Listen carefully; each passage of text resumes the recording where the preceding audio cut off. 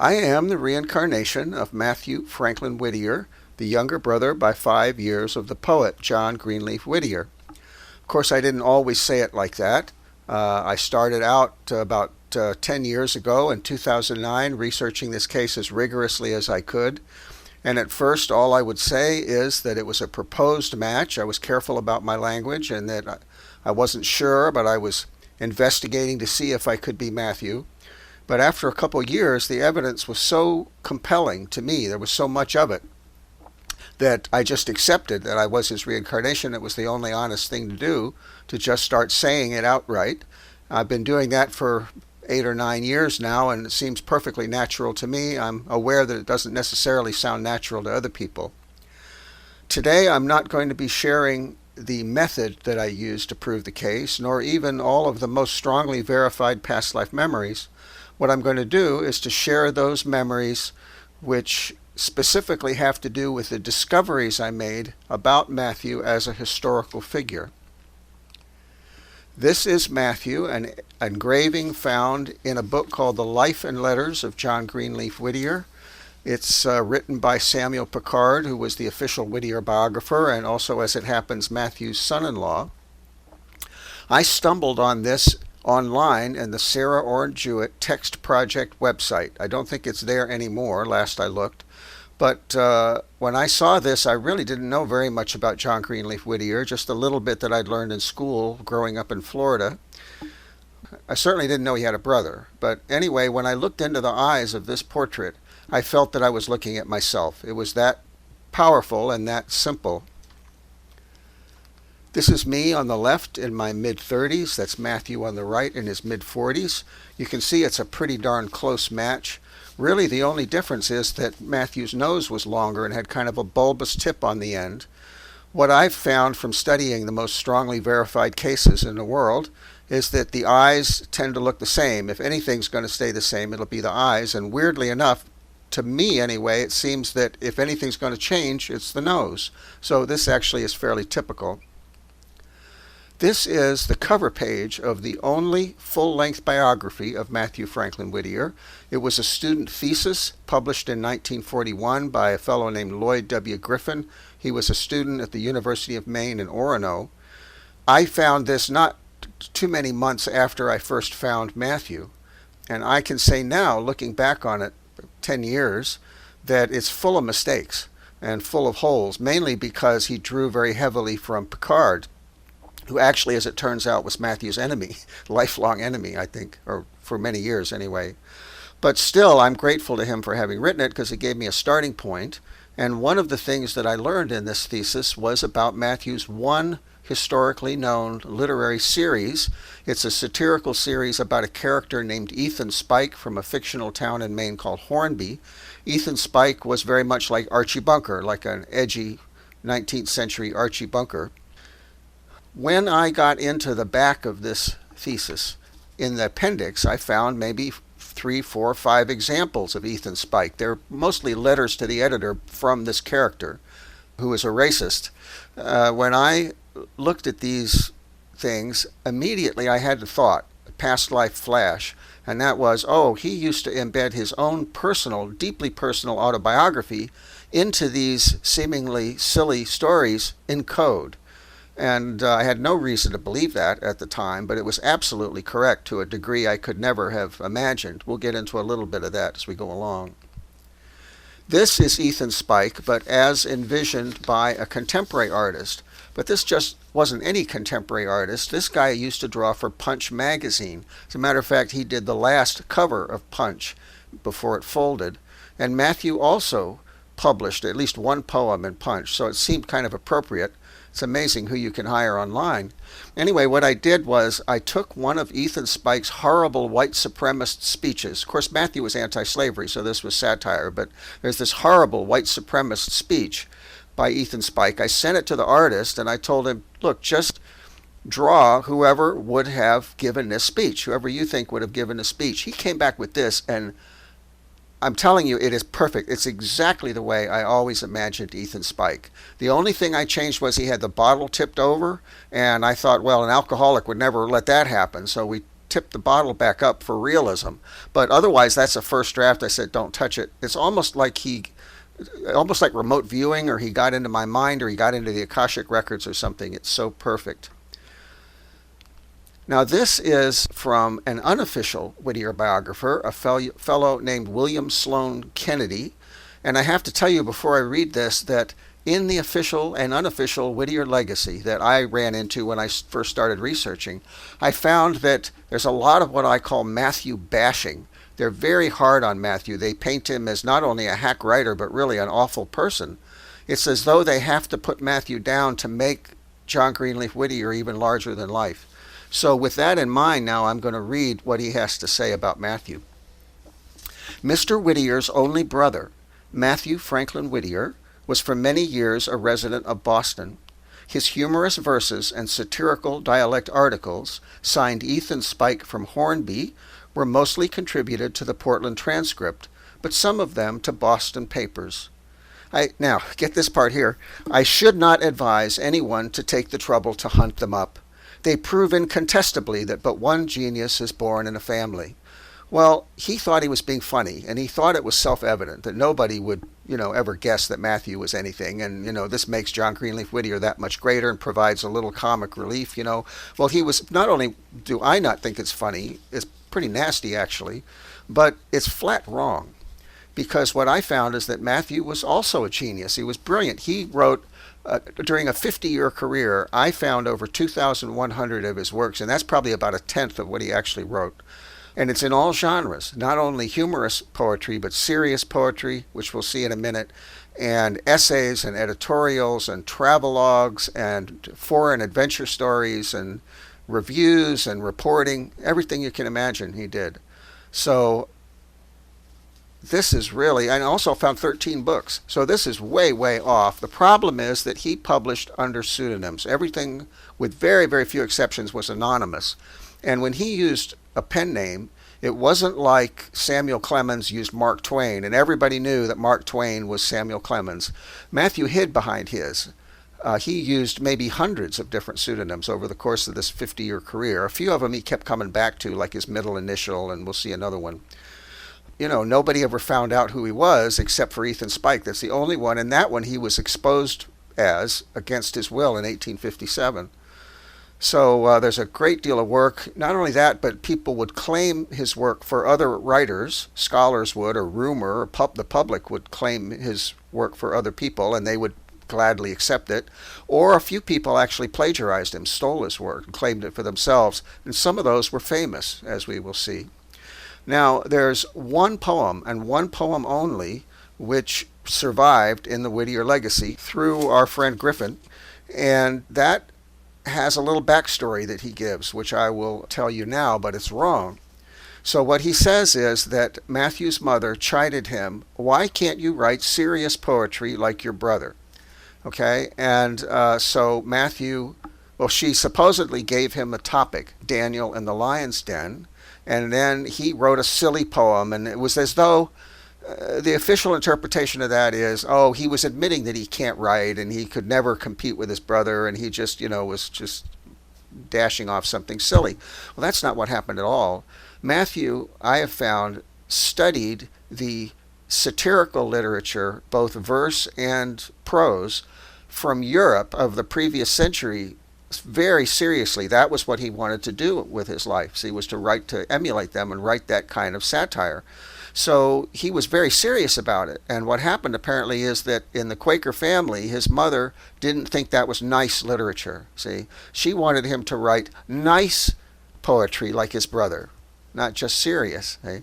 And she didn't give him that topic. He took that topic himself because it's satire. It's satire on his own family. He's telling her why he can't say what he really feels about being in the Whittier family. And nobody got it. Went right over everybody's head. This is his poem, or the little bit that survives anyway. They took old Daniel by the heels and headlong thrust him in. Then all the lions waiting there at him began to grin. But Daniel mustered stoutly up. His courage did not fail.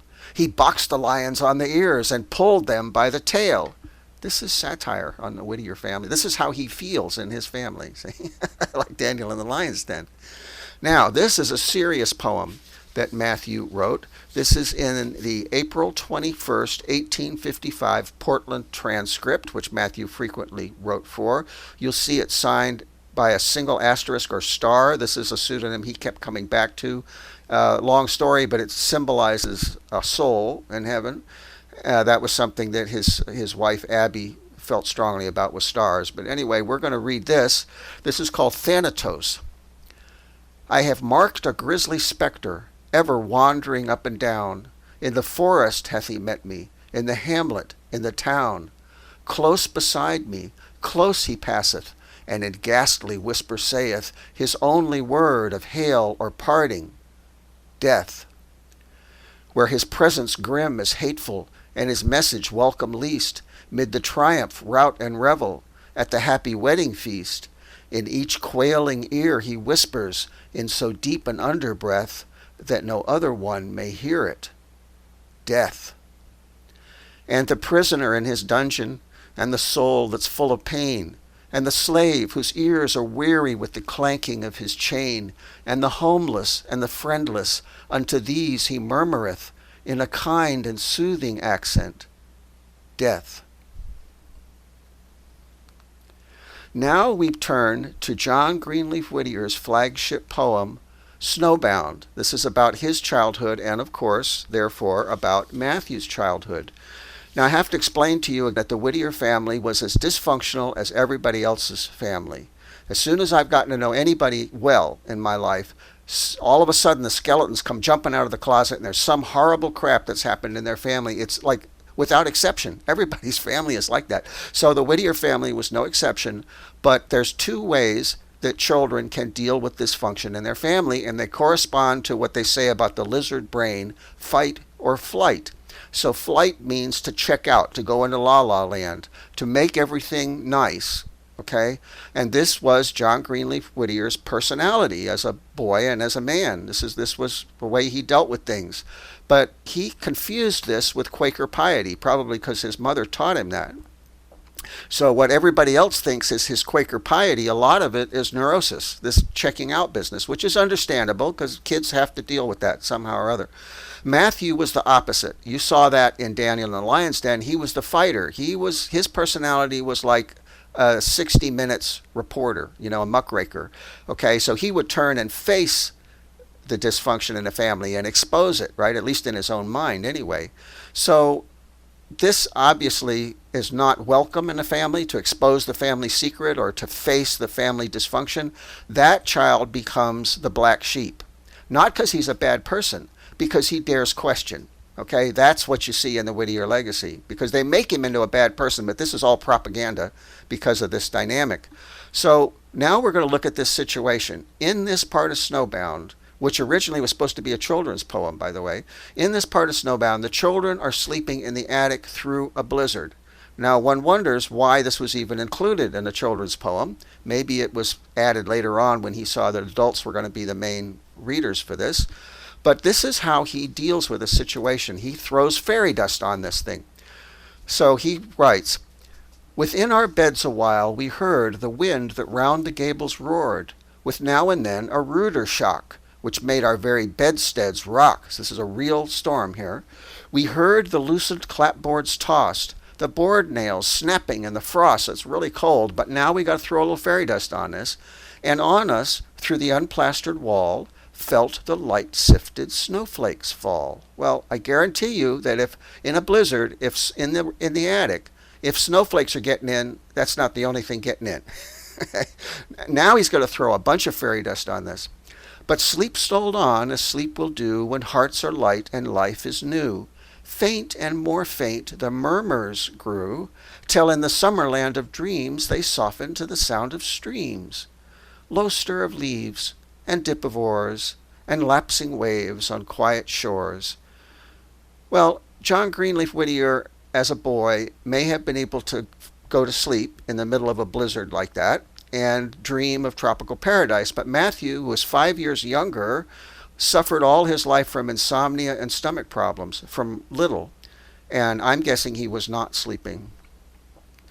This is a poem that I wrote kind of spontaneously, it like popped out of my subconscious mind when I was writing my first book, Mathew Franklin Whittier in His Own Words. That was in 2011, maybe 2 years after I'd started researching Mathew's life. And I thought I'd found everything, you know. I didn't have any idea that I had 8 years worth of discovery still ahead of me. And I just kept finding more and more and more, peeling back the layers, you know. But at that point, I started writing my book. And when I did and came across this passage in Snowbound, all of a sudden, a whole fully formed verse in parody popped into my mind, pretty much. I had to work on it a little bit, but basically I just blasted it out and didn't even think about it. So this is what I wrote. Cold as shit the night it was. The fierce wind blew with shake and buzz. Gaps between the wallboards, big as quarters, bore testament to thrifty mortars, bringing in the bitter blizzard, while no warmth came from empty gizzard. Now, this could be just me. You know, rhyming. I have to rhyme quarters, so I pick mortars. I have to rhyme blizzard, so I pick gizzard. But it did seem kind of like it wrote itself, almost like it was past life memory. Did Mathew write this and I just remembered it? He never would have published it if he had, but, you know, we'll never know unless we find it in a letter or a diary or something. But if it's past life memory, there's a couple additions in, a couple new things that I'd never thought of. One of them is thrifty mortars. Now, it so happens that Ethan Spike's father was cheap, and he made fun of that. So if that's autobiographical, possibly Mr. Whittier was cheap. And I have to say about the holes in the wallboards, 1600s farms weren't plastered, apparently, but there was no reason why you couldn't do it in the 1800s if you wanted to, if your boys were sleeping up there. The second thing about empty gizzard, now the official Whittier legacy would have you believe that the boys only slept in the attic when there was company and their bedroom was needed. But in a blizzard, so if this is real autobiography from my subconscious, they were being punished up there. They were sent up there without supper, being punished. And what I did find was quite a bit of evidence from Mathew's wife's writing, primarily, that their father believed in toughening his boys. He believed in toughening training like private boot camp. And that was fairly normal back then, but apparently he actually went overboard to the point of being sadistic. So this also has some historical basis. Now, this is an interesting one. This is from the Boston Weekly Museum, the January 4, 1851 edition. Mathew has created a character, a brother for Ethan Spike, named Perseverance W. Spike. The W is for Whittier, even though nobody knew who was writing this at the time. And I have to tell you the backstory of this before I read it for you. The backstory is, believe it or not, that in 1825, when Mathew was 12 years old, he was successfully getting some pretty sophisticated work published in a top literary newspaper in Boston, the New England Galaxy. So since he was having some success with that, he wanted a higher education. Apparently he asked his father, would you send me to college? Can I have a higher education? And little kids, younger boys could go to college back then if they were smart enough. But he refused. He refused Mathew a higher education. Probably he needed him on the farm, whether because they really couldn't afford hands or he was cheap, I don't know. Anyway, they had a big fight and Mathew ran away from home. So this is what I learned. It wasn't from past life memory. It just was from scholarship and following clues. Mathew Franklin Whittier ran away from home at age 12. Okay. What he apparently did at first was, at some point here, pretty early anyway, he went to sea. And his stomach wasn't up for it, you know, for the food and the seasickness. So they dropped him off in Cuba, apparently.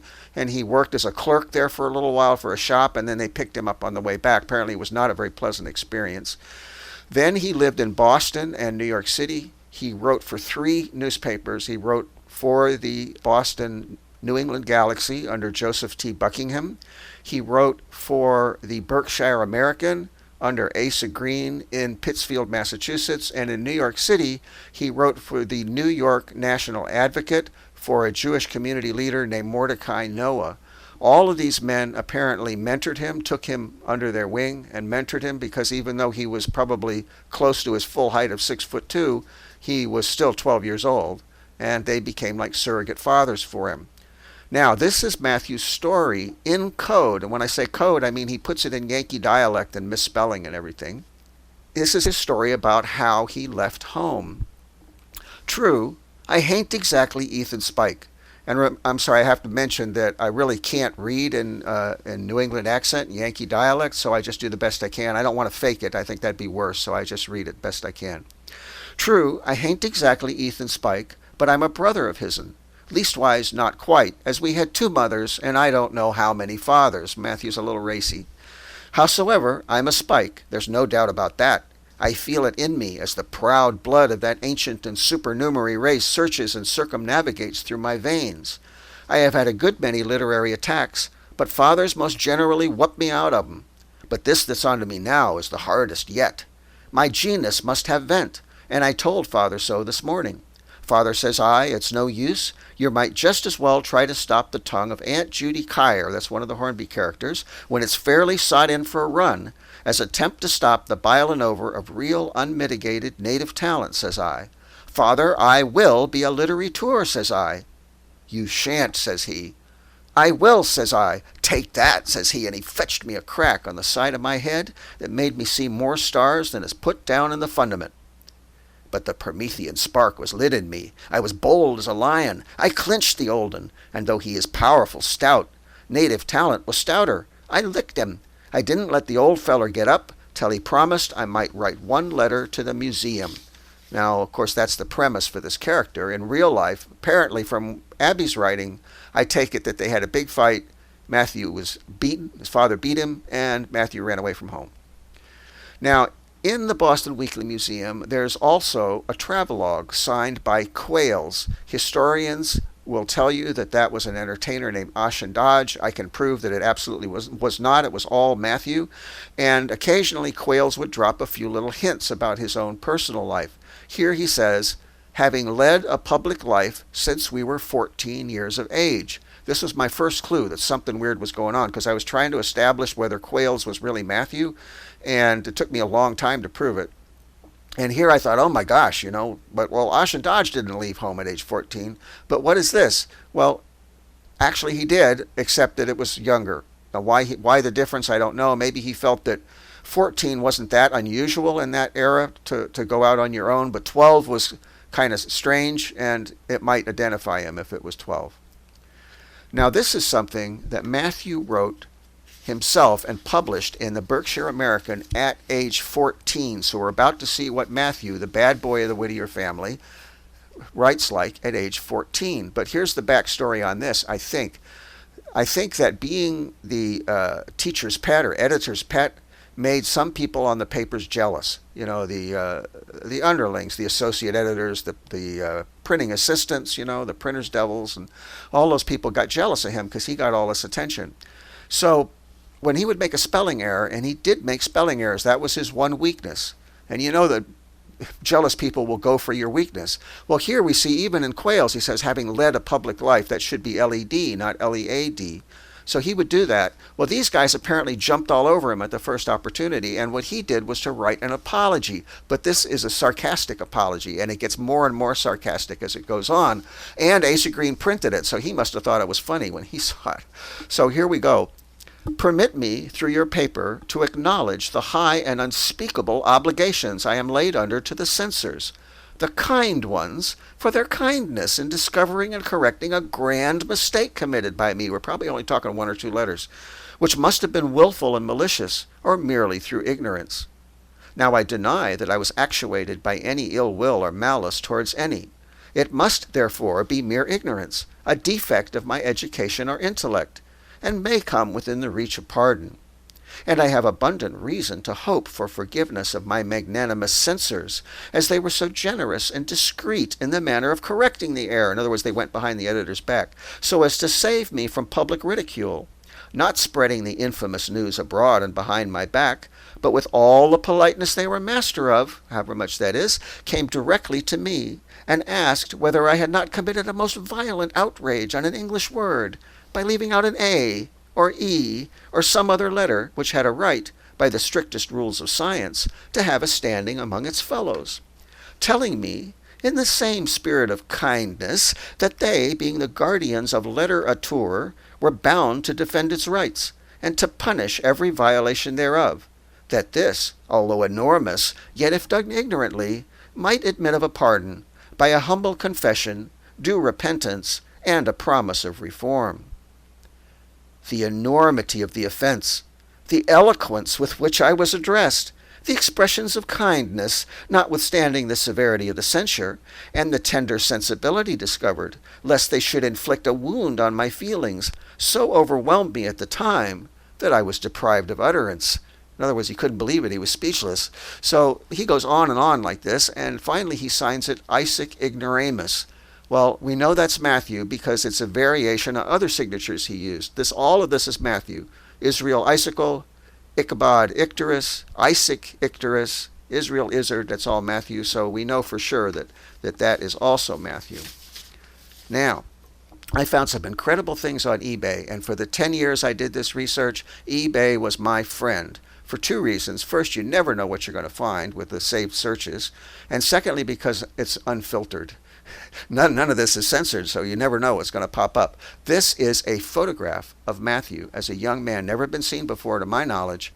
And this is probably 1845 when he's 33 years old. And the reason that I know this is him is twofold. One is subjective, which is the paranormal side, and the other is objective. On the subjective side, every single time I look at this portrait, even now as I'm speaking here, I look into the eyes and I see straight through to my own soul. There's nothing blocking it. And I'm pretty intuitive, so when I look into the eyes of someone, either in real life or in a portrait, I see or feel their personality. Oh, I'm not quite like that, and I can't quite relate to that, and I can't quite vibe with that. That's different than me. I feel those things. But with this portrait, I look right into the eyes. There's absolutely nothing blocking me. There's nothing that isn't me, just straight through. Now, on the objective side, this did not come from the possible pool of the entire United States. This came from a little tiny pool of one photograph album, a family photograph album belonging to Charles Dudley Miller. Well, Charles Dudley Miller was the son-in-law of the famous abolitionist Gerrit Smith, who was personal friends with John Greenleaf Whittier, prominent in the abolitionist movement. Mathew ran in the same circles as his brother. They went to the same anti-slavery conventions, although Mathew just kept very much hidden. But still, how many friends are going to end up in your photograph album as a standalone portrait? I'm not talking about like a picnic, with a bunch of people. But how many times are you going to take a friend's standalone portrait and paste it into your family photograph album? I'm thinking, how many friends do you have that are that close? 5? For me, it would probably be like 5 people would be in my photograph album, max. We're not talking about Facebook and quote-unquote friends. Maybe some people might have a circle of 10 or 20 best friends that are so close that they would put them in their photograph album, but no more than 20. So this comes from a possible pool of no more than 20 photographs in the entire United States.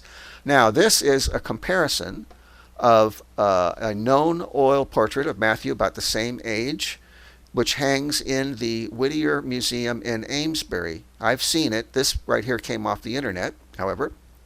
You can see that it's very similar. The mouth is smaller in the painted portrait. That is a flattery. That's flattery for the 19th century to make everybody's mouths small. In actuality, anatomically, the corners of the mouth should line up vertically with the middle of the pupil, which you see they do in the photographic portrait. Also, the eyes and the hair are lighter in the photographic portrait. But the thing is that this is maybe 4 years after photography was first introduced in the United States, daguerreotypes. The film speed is very low. It takes a lot of light to expose these photographs and or a very long shutter speed. So this photographer apparently opted to blast Mathew with light from the window. That looks like window light to me. I have a background in photography, and that cut down on the shutter speed a little bit. But what it did was that once you adjust this for the correct exposure, it's going to be very much light, lighted up. So I think that's why his hair looks lighter. As far as the hairstyle is concerned, that's just, he just combed it frizzy at one point and combed it over at another point. Now, in the oil portrait, you will see that he looks rather severe, like he really doesn't approve of you. This, of course, would fit with the Whittier view of Mathew, and they probably love to think of it that way. But I had a past life memory on this, and the hit I got was that this was something between him and the painter Matthew didn't walk around scowling, glaring at everybody on the street. See, this was something between the painter. I think that the painter probably tried to tell Matthew a racist joke. And this is what you get if you tell any of the Whittiers a racist joke. Okay? I think that's the explanation for it. Now, this is even more incredible. This is a painted portrait of Matthew's beloved first wife, Abby Poyen. Nobody knows about this either. It's a little miniature, like 2 inches high. It's attributed to Ruth Whittier Shute, who is very collectible these days. Her stuff is very pricey. Actually, years ago, this was $4,000, which I just couldn't afford. Ruth Whittier Shute was Matthew's first cousin. She was an itinerant portrait painter based in Dover, New Hampshire, and Matthew and Abby eloped to Dover in 1836 and lived there for about a year and a half. So it's not at all surprising that Ruth would have painted Abby's portrait. Near as I can determine, this was probably done at a funeral or in connection with a funeral, which is why she's all dressed up and also why she looks sad. Abby is a fascinating character. I can't go into everything about her, but I will tell you that not only was she beautiful, but she was brilliant. She was a child prodigy in both literature and music. She was from an upper-class family, so she'd been privately tutored in these things. But she also was very well versed from a young age in mysticism. She apparently knew Hermeticism, probably alchemy. She had studied Eastern philosophy. I've got evidence of that. I have evidence that she studied German philosophy, also that she knew astrology and palm reading, and my guess is that she was psychic. I know that she was persecuted as a witch, probably quite young, and on in her marriage to Matthew. And I'm going to give you an example of one of her short stories that talks about it. This short story is called Old Alice. Matthew published quite a number of these stories in the Boston Weekly Museum some years after Abby's death. This one appears in the August 3, 1850 edition. And what Abby has done was to autobiographically put herself in the character of an old woman, to some extent, to a character of an old woman named Old Alice. Alice is lonely and she's kind of bitter, but then a little boy comes into her life. This little boy starts visiting her in her hut and starts telling her stories. And they develop a very close relationship, and as a result, old Alice just blooms as a person, you know. So we're going to join this story. I'm going to read it for you, and we're going to join it where the townspeople start gossiping because they decide that she's a witch and that they need to do something about it. We're going to pick it up right there. Did you ever feel the chill of her when she came by you? Why, there's a rustle like the slide of serpent scales she carries about with her always, and that evil eye of hers. Did it ever fasten upon you? On me, broke out several voices, on me. Why, the very sound of her voice is like the clattering of cold clods upon the coffin lid to me. And then to see her creeping up the church aisles of a Sunday, said one. Catch her to hold up her head in the house of God. How her spirit must writhe in the time of prayer, or when the holy word is read. Oh! And did you ever mind her step, said another. Why, it's for all the world like a rumbling from the bottomless pit. A very quiet man, who had not before interfered, here suggested that possibly some of this might be fancy. That's Matthew she's bringing in here, representing Matthew. Fancy, was the reply. Didn't I myself see the light burning in her window all the night long last Christmas? No Christian light, mind you. No, a horrible red glare, set up there like a beacon to show the evil one had got a kingdom flourishing here on earth yet. Didn't I see her out gathering herbs the hour after midnight of the last full moon? And don't I know them that saw her dancing the witch's dance down on the frozen meadow all last New Year's night? Oh, it's awful, awful, and if Pat Rhodey's under her spell, heaven help him. That's a little boy. Measures, it was decided, should be taken to stop the evil immediately.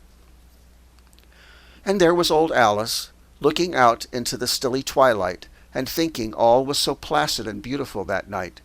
She recognized the presence of the angels. It was good, she thought. There had come the breath of childhood into her hut. The old scripture was fulfilled, for the lion of her nature had nestled with the lamb, and a little child had led them. All her soul's harshness was melted into harmony. All her old misanthropy, all jealousy and petty malice and weary dreariness of life were gone. and the lone old creature looked up to the sky and watched the stars as they came out one by one, with a heart softened and lifted up to God as it had never been before. It was sweet to be there listening. She caught the music of the leaves as the evening stole on, peaceful and low and holy, and she wandered farther still among the trees. She seemed to feel the breath of the Almighty, and, like the plants, was conscious of renewed life. Farther and farther on she wandered. Poor old Alice! In the midst of it all, the crowd was upon her, and she was seized and carried away to a place of security, almost before she knew of what she was accused. Now, this is something interesting that I found. This is a book. It's a 430-page social reform novel written by Mathew, published anonymously in 1855. It got very good reviews, and one of the reviewers was William Lloyd Garrison, the famous abolitionist who Mathew apparently was connected with. And this is what William Lloyd Garrison has to say in his newspaper, The Liberator. He also put extended excerpts in 2 editions of The Liberator, but this is his review. We have read this work, which claims to be a record of facts by an eye and ear witness, with thrilling interest at a single sitting. Garrison read this 430-page book at a single sitting. He couldn't put it down. It deserves to be placed in the same category with Uncle Tom's Cabin, though not so exclusively devoted to delineations of the slave system at the South. What higher panegyric can we bestow upon it? Okay, so when somebody tells you Mathew's work is not worth the trouble to look up, ask William Lloyd Garrison. Now, oh, by the way, this is attributed by historians to a plagiarist named George Burnham. George Burnham did not write this. He had nothing to do with this. He just tried to attach his name to it in Boston only 2 months after it was released. So you can ignore that. It's a long history with George Burnham and another fellow stealing Mathew's work. Now, this is his dedication to his little sister, Elizabeth, and he writes, "To my sister, the firm and unwavering friend of oppressed humanity, and of the poor, the unfortunate, and the erring everywhere, this volume is affectionately dedicated by its author." Well, this book, the first half of it, depicts the evils of poverty and alcohol abuse and child abuse and debtor's prison, things like that. But halfway through, it suddenly turns into a very hard-hitting anti-slavery book, including the Underground Railroad and escaping from slavery and everything else. So that was the part that apparently William Lloyd Garrison kept reading to get to that part, because he knew from Mathew that it was there. See, so I think that's why he kept reading. But anyway, this is his dedication to his sister. And I did have the occasion to spend a little bit of time alone in Elizabeth's room at the Whittier house in Amesbury. And I wasn't necessarily expecting to have an experience there, but I did. I felt her presence quite strongly. Not that I think she's earthbound or anything. I just think he tuned into her vibe, you know. And I also got a thought, and that was, I think that Mathew would talk with her privately there about things that he couldn't talk to his brother about. So that's what came to me. Now, we're going to get into some paranormal stuff here. Mathew originally, I think, made fun of the things that Abby tried to teach him, because she was actually his tutor. He couldn't get a formal higher education, but Abby, who had been tutored herself, had a full European-style tutored education. She stepped in and tutored him, even though she was 4 years younger. All the classics, and probably taught him French and German and Latin and how to write poetry, among other things. So she also tried to teach him metaphysics, and he made fun of it. He wrote stories making fun of astrology and prescient dreams and things like that. But later on, she convinced him, and he became a follower of Emanuel Swedenborg. Then he became a spiritualist. In the 1850s, he was a spiritualist. But I found out fairly late in the game here that in 1855, he was a member of a committee which was scientifically investigating physical mediumship. So to put this in perspective, that's 5 years after the Fox sisters, and the Society for Psychical Research was founded in 1881. This is 1855. So here we see Mathew's name, he's signed as a member of this committee, and what he's testifying to is that he personally witnessed these phenomena. And now I'm going to read a little bit of this to you. That a bass drum, snare drum, melodeon, tambourine, triangle, double bass viol, accordion, and guitar were played upon loudly and distinctly, while the hands of the medium were held by one of the committee. That several of the instruments were taken up and carried over our heads, when they had been so arranged as to make it absolutely impossible for any person present to move them without detection. Now listen to this. That the medium was taken up in her chair and placed upon the table without, as the committee fully believe, the intervention of mortal hands. Now this is the part that convinces me.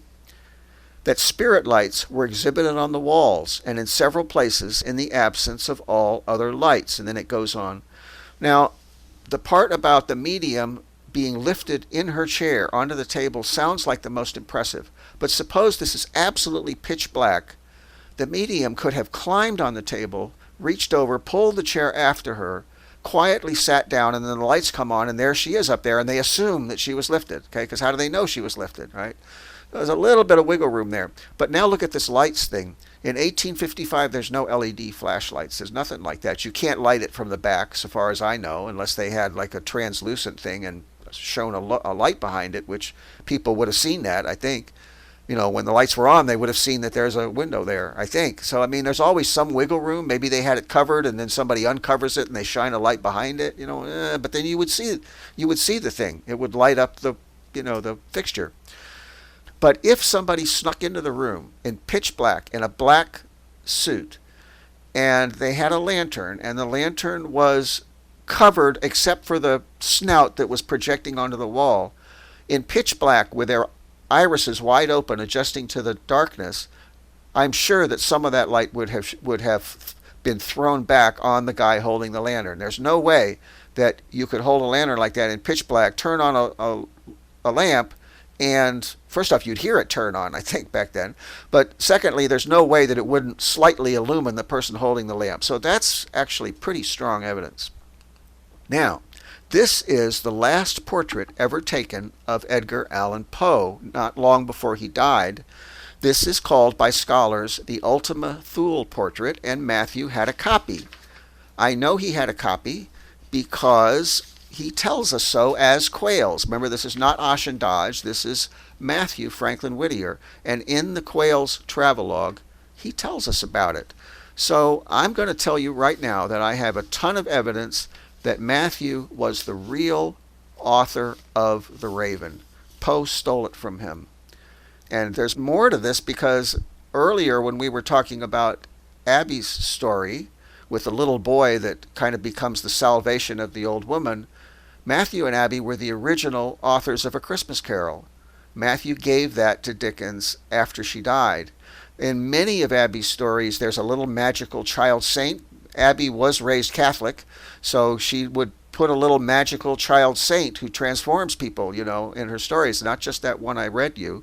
And she did the same in A Christmas Carol with Tiny Tim. So, I know nobody believes me, but someday they will believe me. So here, Mathew was the real author of The Raven, and he's going to tell us with code. And this is the way he uses code. First, he's going to tell us that he's trying to see Poe. This is 2 years after Poe's death. This was in the June 14th, 1851 edition of the Boston Weekly Museum. He's going to start out by telling us that he's trying to see Poe in the most charitable light he possibly can. And I'm going to read this to you. He says, for a number of years previous to Poe's death, the literati of Gotham, New York, tried their utmost to induce him to sit for his likeness, but owing to the misanthropic views which this child of genius had unfortunately formed in his childhood, and which had grown with his strength, until he looked upon all mankind as little better than cannibals, having no emotions of friendship above selfishness, get ready for this, and ready at a moment's warning to take advantage of a brother's weakness, he could never be persuaded to sit for his picture. So what he's done is to paint Poe as essentially a sociopath who'd had a bad childhood and who had taken advantage of him, because this is personal, this is not generic. The way Poe took advantage of Mathew is that at this time in 1845, Matthew was doing very dangerous undercover anti-slavery work. Among other things, he was connected with people running the Underground Railroad. Therefore, he was unable to come out and publicly defend himself against plagiarism, and Poe apparently took advantage of that. Now, that's not the only clue in here. If you look at the heading of this letter, you will see that even though it is published in the June 14th edition, it is dated June 2nd. Now, June 2nd is Abby's birthday, and this is a sacred day to Matthew. There's only one reason he would use it in this context, and that's if he's telling us, I wrote the Raven in grief for Abby. Period. Now, that's not the only clue, because above this is another one. Now, I have to explain that Matthew had a habit of prevailing on the editors of these newspapers he submitted to, who were also his personal friends, to gang his pieces together on the page. One on top, one below, one to the side, things like that, one underneath, sometimes more than two, sometimes three. And what he was doing was, they're all under different pseudonyms, but they're all written by him, and one of them tells you what the other one means. So one of them will supply the missing key that tells you what the first one is actually about. And he's done that here. So this is about forgiveness, this poem. And I know it's written by Matthew. It's his style. You'll recognize it from Thanatos. Forgive if you would be forgiven. Let kindness here expel all strife. So now we've got the added piece of information that not only is he trying to see Poe in the most charitable light, he actually has something to forgive him for. And what does he have to forgive him for? June 2nd, Abby's birthday. Okay, so, now you see how these things come together, but this is not the only clue. There's one more, and this is astounding, and that is that he has given the credit for this poem to another plagiarist. This is a fellow who had stolen a deeply personal grief poem from Matthew before in the Boston Weekly Museum. His name was Robert Johnson. He did not write in this style. He was not this good a poet. He wrote flowery, overblown, self-consciously poetic stuff, not this kind of masculine, terse stuff that Matthew wrote.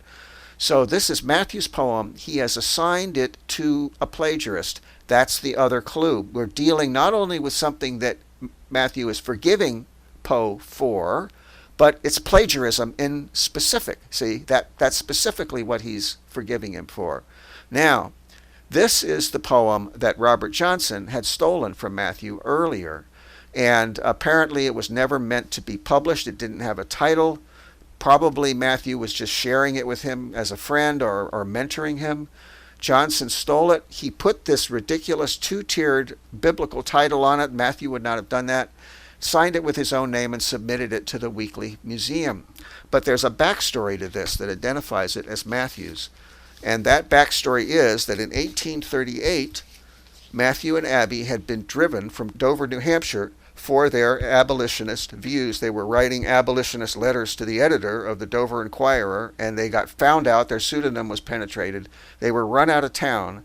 They fled to Amesbury, which is where the Whittiers were living. They lived in Amesbury Mills. I think they were in cheap housing for the factory workers there. And they were being persecuted. Matthew was publishing a newspaper called the Salisbury Monitor, which is a matter of record. You can find that where the auction was online. And he also had a night school for handwriting. Both of them failed, I think, because of shunning. They were being shunned both for their abolitionist views, but Abby was also being shunned as a witch. I also think they were probably advocating shorter hours for the workers at the mill, and that the owners of the mill prevailed upon their workers, to attack Abby as a witch. That's my guess. It was political. But at any rate, they were being attacked because the Monitor is reprinted in William Lloyd Garrison's Liberator and in some other newspapers also. And one of the little pieces that's reprinted in some of the other papers has Matthew complaining that the girls are throwing rocks at the windows. Well, what that means is that the girls are standing outside throwing rocks probably through the windows at night and cursing at Abby. She has a little 11-month-old boy. She's probably huddled, covering his ears so he doesn't hear those women, screeching these horrible epithets at her and probably her son. And she's terrified that they're going to torch the place. So Matthew has to get his family out of there. So what he does is he goes to Michigan to speak with an abolitionist named Thomas Chandler about trying to move up there. When he gets back, it takes a while to travel. When he gets back, he finds that little Joseph had died in a local scarlet fever epidemic. That's officially the death, anyway. I felt it was something about persecution, but officially he died of scarlet fever, and several boys did, several children did, so I'm guessing it was because they had to live in impoverished conditions, and he died. So this is literally what Matthew is writing about in this first stanza. He says, "Now we see the infant sleeping in his wicker cradle bed. Then we find the mother weeping like a Rachel for the dead." So what he means is now means when he's getting ready to leave and he's saying goodbye. Then means when he comes back from Michigan and finds that Joseph is dead and Abby's weeping. So this was a very deeply personal poem that Matthew wrote. Robert Johnson was so crass that he unthinkingly just stole it, stuck this ridiculous title on the top, and claimed it as his own and submitted it to the museum. And yet Matthew is trying to forgive him and also forgive Edgar Allan Poe.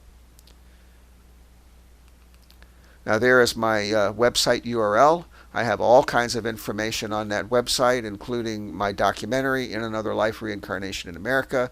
I have books for sale, but I also have articles and a blog that goes back many, many years, and all kinds of other information. So feel free to check that out, and thank you for listening.